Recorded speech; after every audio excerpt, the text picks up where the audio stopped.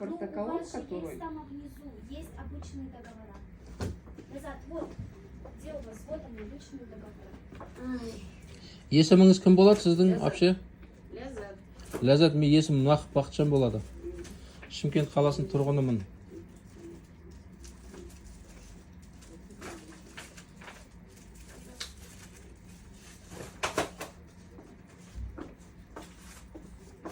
Міне, типовой договор. Так, қазақ тілінде. Маған танысуға бересіз ба? Ала бер. Алып кете берейін ба? Ала бер. Мен мына келісімшартты алып кетемін өзіммен бірге. Оқып, танысып, қажет болған жағдайда заңгерлік ішінде маған ұнайтын, ұнамайтын нәрсе болуы мүмкін бұл келісімшарттың ішінде. Сондықтан мен бұл келісімшартты алып кетемін. Енді менің мәселем мынау қазір келіп отырған қазақ тілі мәселесі қанша уақытта шешіледі? Маған нақты датасы керек. Енді бір 10 күн шамасында шешілетін Сіз бұл жерде қандай қызметтесіз? Мен менеджер по работе. Менеджер болса, сіздердің директорларыңыз бар ма осы жерде? Ол кісі дәл қазір жоқ, тірліктермен шығып кетті. Хабарласа аласыз ба? Сотовыйына мен звондай алмаймын. Қазір біз бір ауыз сұрауымыз керек. Осындай мәселе болып жатыр. Қанша күнде шешіледі? Себебі мен қайта келіп сіздерге видео түсіре Сіз бермеймін ғой. контактный телефоныңызды қалдырып кетіңіз. Мен сізге міндетті түрде после обеда хабарласам. Жазып алыңыз. Сотовыйыңызды. 8 ғана менің ғана мәселем емес, бүкіл мына Шымкент бойынша осындай мәселе бар. Бақытжан. Білесіз ба? Бақытжан ба? Бақытжан. Білесіз ғой, иә? Иә? Мен неге өгейдің күйін кешуім керек? Өз елімде тұрып. Болды, өзіме жазып алдым. Сосын мынау сізде мынау менеджерлар мектепте қазақ тілін оқымаған ба?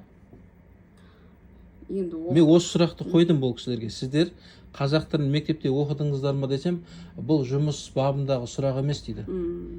Жазып қойыңызшы, қазақ тілін қалай оқыды, оқымады ма? Қазақ тілін оқыды ма, оқымады ма менеджерлар? Біздің қазақ тілі, біз білім министрлігіне ақша төлеп отырмыз.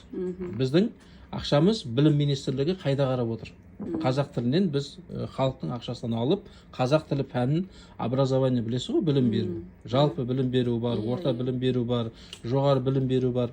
Сол біздің ақшаларымыздың бәрі қайда кетіп жатыр ма? Қазақ тілін егер оқытпайтын болса, егер бұлар оқымайды ма, или біз оқытпай жатырмыз ба? Мәселе қай жақта бұл?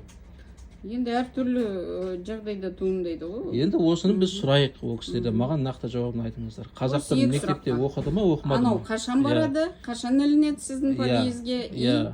Ол үшін, ол іліну үшін, мәселен бізде дайын болады. Бұл кісі айтады, пәлен сұрақта деп, сосын адресті айтып, сояққа ілу керек қой, оның бәрін жаңарту керек. Тек қана менің адресім емес, бүкіл Шымкент қаласы бойынша. Болды, жазып қойдым. Шымкент қаласы бойынша. Қала бойынша. Қала бойынша. Бұл әр адам кеп сіздердің табалдырықтарыңызды бұлай тоздыру керек емес. Бұл конституция бар, тұтынушылар туралы заң бар. Сіздер мына Қазақстанның аумағында жұмыс жасап отырсыздар. Бұл заңға бәріміз бағынуымыз керек. Жақсы, рахмет онда. Мен сізден хабар күтем түстен кейін. Егер хабар болмаса, ренжімеңіздер. Жақсы.